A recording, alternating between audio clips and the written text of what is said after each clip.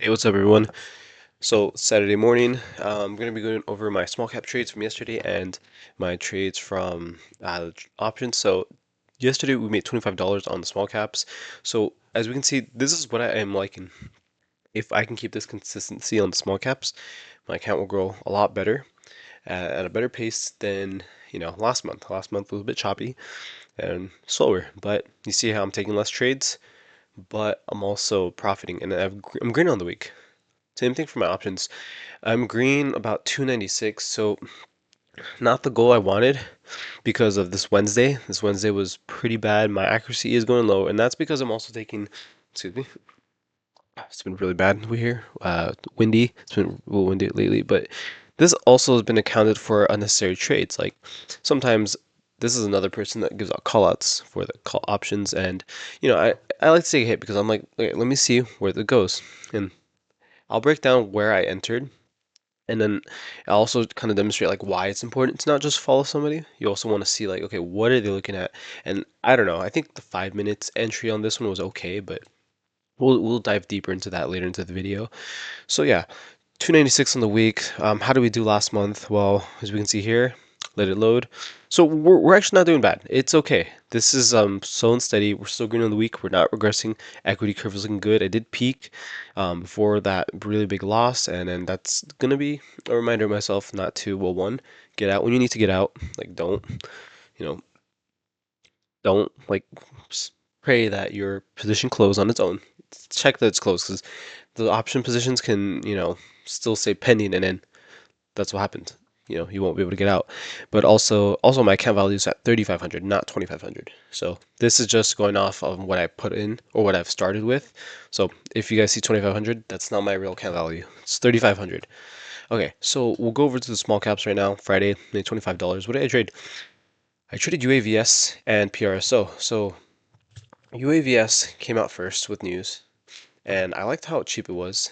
But this also came out at the same time as um, PRSO. So UAVS, they came out yesterday with some news. So seeing Israeli, anything related Israeli or military right now in this, in this, I guess with this war, might be able to give us some good moves, but it really didn't. So I lost about $6 on this move. The flow was good, so I'll show you right here where my entry and exit was. So I took only 100 shares on this position. So 5 a.m.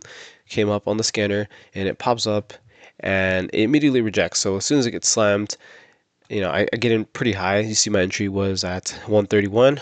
I pretty much bought in almost at the top and it sunk down and I stopped out. Why? Because PRSO came out, and now PRSO, I've seen this come up multiple times, but I was like, it just never was giving good moves. Now, this got a move because the catalyst for this was that they secured, I believe, an order, a military order. Yeah, this secured a next generation drone identification for military applications. And, anything military right now or with Israeli headlines, I think will be really good. So, look here, the float was amazing, 10 million. The volume was 300 million, and the relative volume was 10,000 or 800 times than what it's normally. And, we'll go here on the daily chart too. The daily chart, I like to just hover over where this volume profile is looking like, and really there's not that much volume on like over a million. It's usually in the 100,000s in terms of volume, so this really got some good attention. Now this one, I saw this started to move, and I I honestly, I risked it. I put in 300 shares. I was like, okay, I like what's going. It's cheap. I'm gonna take advantage of it. So I entered at 107, 109, 112.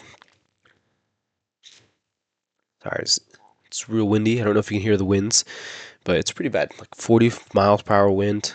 If you guys live somewhere else, like with hurricanes, it's probably not that bad, but these winds are horrible. Okay, so as soon as it comes up, I'm seeing this. I'm like, okay, and I like how this is going. My first entry was at 501.47. So at 501.47, as pretty much as soon as this candle hits, that's when I take an entry for 100 shares. So I punch it, 100 shares. Then I get in for the next 10 seconds, another 100 shares. I was like, this is cheap stock.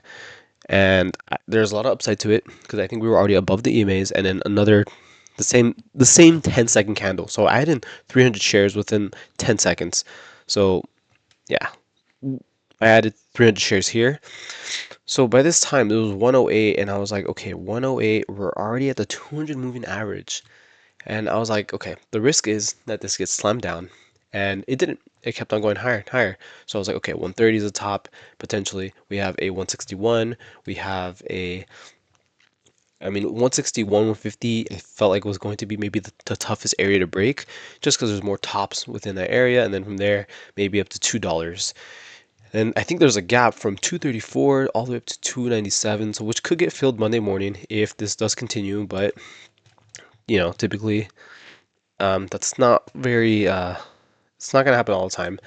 So it keeps up going higher and higher. And I sell at 119. So my average cost, um, I really don't remember how much my average cost was, but the average of those three.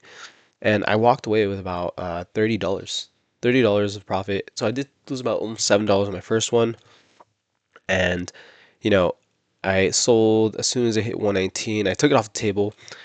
But the thing is, it just kept on bouncing and grinding and kept going higher. And I'm like, shit, this would have been a really good day. Had I kept holding maybe up to 150, but just with how things have been going, I'm okay with this. This was an okay setup. I felt so. Then so I took 300 shares here. I took another position of 100 shares a couple minutes later. So my next entry was at 505.26. So my entries and exits are pretty short. So 505. Yeah, as soon as I was looking for this break over this high right here. See at 505.26. So 505.26. Let's see right here. So as soon as I see this breaking, I get in, and I only got in 100 shares. I just didn't feel like risking any more than I should have, and then I just took it off the table for like another $2, and then same thing again. Or actually, this was $1, and this one was $3. This was like about 30 minutes later at 5:36. So I think at 5:36 it was, yeah, it was trying to retest, and I sold pretty quickly. I remember seeing this pump, and I was like, oh yeah, right here. I literally sold right there. As soon as it was trying to break over this level, just popped up to 178, and I'm like, damn. But I'll take it for the day. So next to the options, we're gonna go into there. So my first one was a 251 calls. I also took a 681 call, which was from this call out from ITM. I think it's a little better than ZOTTE, but like I said, don't ever trade blindly. You can try to see what maybe they hit good. I don't know what they're looking at personally, but just be cautious that they're not going to be 100%. They are going to have some bad days. And I think on really strong bullish days, they are probably correct more than these choppy days. And it's to be expected, on these choppy days. So we already went down by so much. The sentiment from the war, the job reports were negative, like net negatives usually, and we just kept going down. So I was like, this looks like it would have gone down in a regular open market. So how did I approach this? Well, patience. I had to approach this with most patience because, well, it was choppy. Look at the first 5 minutes. It went nowhere. It did choose a direction just for a brief moment, but I've learned that, okay, on these days, not all the time it's going to keep going lower.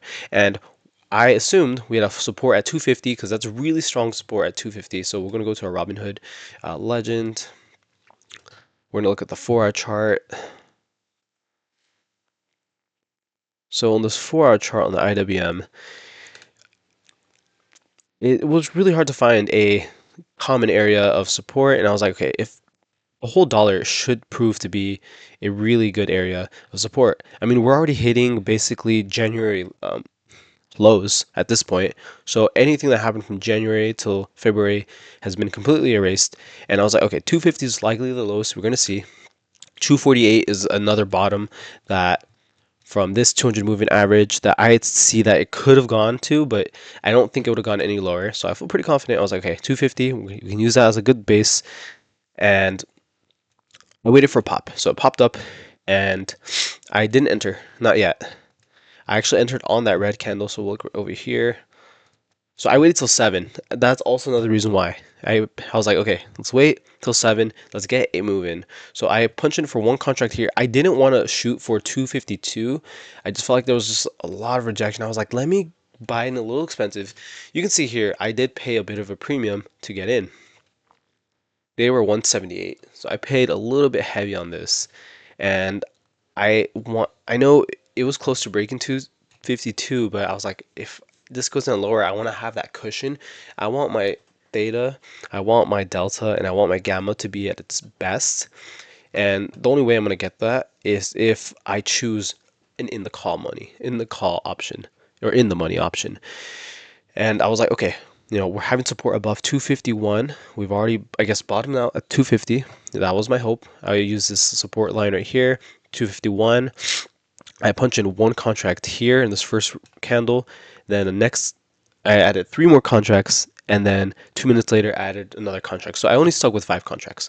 And I was a little bit worried. I was like, am I going to stop out right here? Am I really going to stop out? Is this going to keep going further and bounce? And it didn't. So I was really waiting for I guess, a break through these lows, and I would have stopped out. But it didn't. It kept going higher and broke through. And I'm like, cool. What I was targeting was this 200 moving average. And I was like, okay, this 200 moving average is the main target. And I feel like we would reject there because it is overhead resistance. However, I noticed that as we were approaching 252, I was like, you know what? I told my brother, I was like 252.50 because I feel like that's going to be a psychological resistance, and it immediately got slammed there. So as soon as I hit 252.50, I exited my positions, and I'm okay with it. I didn't leave that much profit on the table. I sold these for 226 cost. The highest these went up to was, I believe, 260. They went up to 260 a few minutes later, but holding through all this choppiness, I don't know. This would have made me a bit uneasy. I didn't think we would continue support above. I felt like this would be a hard rejection area. The contracts at this price level were 262. So 262, that was the highest. I didn't leave that much off the table. Now, I want to be able to capture as much profit on the days where these go more than 262. They go up to like 400, 500. But that's not going to be all the time. So, it's not bad. So I would say it was pretty good. Now, I was okay with my exit, my entry. I didn't really expect this to pull down sharper than it did. Maybe a little bit at the 9 EMA, but it happens, and you just have to be ready to sell. And I was getting ready to sell. My order was ready to hit the sell, and then we had this doji green, and I was like, oh, maybe not, and then boom. So how did the rest of the day look? Well, that 200 moving average, like I said, it's going to keep giving that rejection. It kept rejecting over. We have this descending resistance, and it just kept going, broke through again, and didn't hold above the 200 moving average. So that 200 moving average, if it's really above you, that's going to be an area to chase for, to maybe exit. And look at the 1 hour chart too. I mean, the 1 hour chart was very bad. We rejected the 9 EMA, sunk down, went up again. I only traded within this first hour and then rejected again at the 9 EMA. So we're having weakness, and this is not the ideal day. Ideal day is capturing this kind of move in an open market day, but unfortunately you cannot. During options you cannot place an order. So this would have been ideal to happen here, but since it didn't, it made the day a little bit like hard. You're like, okay, what's going to happen really? And you can expect chop. This is a day to expect a bit of chop, but we've seen worse chop before. So SPY. So let's break down. This is the one I took, and I lost about $10 on this one. So yeah, I lost about $10. So cost to open. So I feel like the 1 minute. I also took another option call at SPY just for one contract because I think he did give another call out, and I didn't like his entries. So at the time he called out, it was about 9 something. I did get a bit of a delay. He probably get a little better price. So 706. 706 is when he got in. 706, I got in basically a minute later because I had my notifications on. So he got in basically at the same area I did. Now, this was for a 681 call, so I'm assuming they were hoping for a squeeze up back to maybe this high right here. It's 678, and those ideally could run those contracts high if the contracts, or if the speed is high enough, these can easily 2x, no problem. But we didn't really get that. So since we didn't get that, honestly, it had me questioning his position. I mean, look, you see the 1 minute's crossing over, and I was like, I don't know, you know, I don't know if this is really good, but hey, what do I know? They've been doing this for a while too, but I don't really like this. And their strategy is getting these contracts, these cheap contracts, and just 2xing because they know on a really strong day that these can 2x on a really strong move if this starts going like crazy. But it didn't. And then it sunk, and I was like, okay. And I kept holding, kept holding. It did profit a little bit and did not hold the 200 moving average. So then I sold here for a loss of $10. So I was like, okay, well, whatever. Then um, I believe he re-entered. I did not re-enter. So he posted something else in 668 put $33 end of day lotto. So it's a lotto, so you are kind of risking some capital, but so you only stay with one contract, and I think it's not a bad idea. I think it's possible. Well, the low we hit was 669, so I think they were trying to target another low breaking past 669, and on the previous day we hit 669. So for 686. 668 puts. This was my entry right here, 1255. And I was like, okay, this was probably better. They're probably looking for a rejection here and keep going lower and lower. But this 1 minute was pretty strong and it kept riding above that 9 EMA. 20 EMA was really that strong support. Crosses over the 200, and I stopped out. I stopped out immediately. Now, how does this look on the 5 minute chart? So on the 5 minute chart, I charted one on or both on the 1 minute chart and then as well on the 5 minute. So on the 5 minute, I think this was not a bad entry. Like it looks better on the 5 minute than a 1 minute, but that's why you have to use the 1 minute for a precise entrance. You want to get a good price. The 5 minute is hard to tell, but 1 minute's easier to get in for cheaper contracts. So he got in at this red candle, and this is good. MACD's going positive. So I see this vision on a 5 minute. But on the 1 minute, it's a little bit questionable in terms of entrance. You could get in for maybe a couple dollars cheaper, and that's going to make a difference. It can, especially when you have 100 contracts. Some people play that. They have 100 contracts, and that can make a difference, and that's a lot of money. And then, he sold right there, or I sold right there.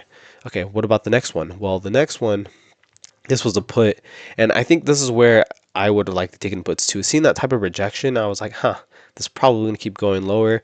MACDs look like it's going to turn over, but there's more weakness in the market today, so I don't think they expected these three candles just to immediately wipe their positions.